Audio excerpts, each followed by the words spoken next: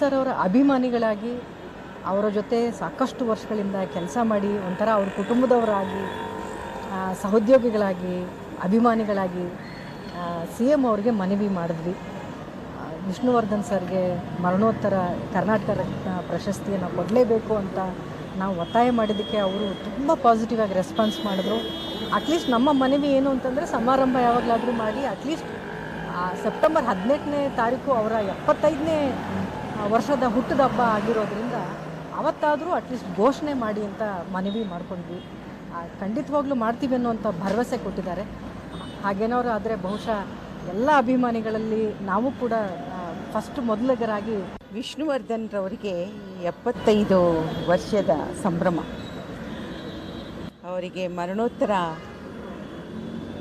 ಕರ್ನಾಟಕ ರತ್ನವನ್ನು ನೀಡಿ ಅಂತ ಕೇಳಿದ್ವಿ.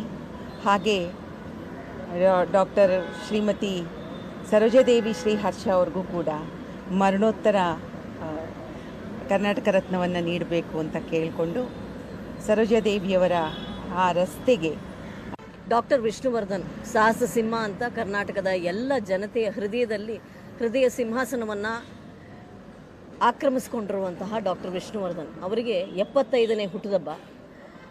ಆ ಸಂದರ್ಭದಲ್ಲಿ ಕರ್ನಾಟಕ ರತ್ನ ಬಿರುದನ್ನು ಅವರಿಗೆ ಘೋಷಣೆ ಮಾಡಬೇಕು ಅಂತ ನಾವು ಮನವಿ ಮಾಡ್ಕೊಳ್ಳೋಕ್ಕೆ CM ಸಿದ್ದರಾಮಯ್ಯ ಅವ್ರನ್ನ ಭೇಟಿ ಮಾಡಿದ್ವಿ. ಇವತ್ತು ಅವರು ಅದಕ್ಕೆ ರಚನಾತ್ಮಕವಾಗಿ ಸ್ಪಂದಿಸಿದ್ದಾರೆ. 4ನೇ ತಾರೀಕು ಕ್ಯಾಬಿನೆಟ್ ಮೀಟಿಂಗ್ ನಡೀತಾ ಇದೆ.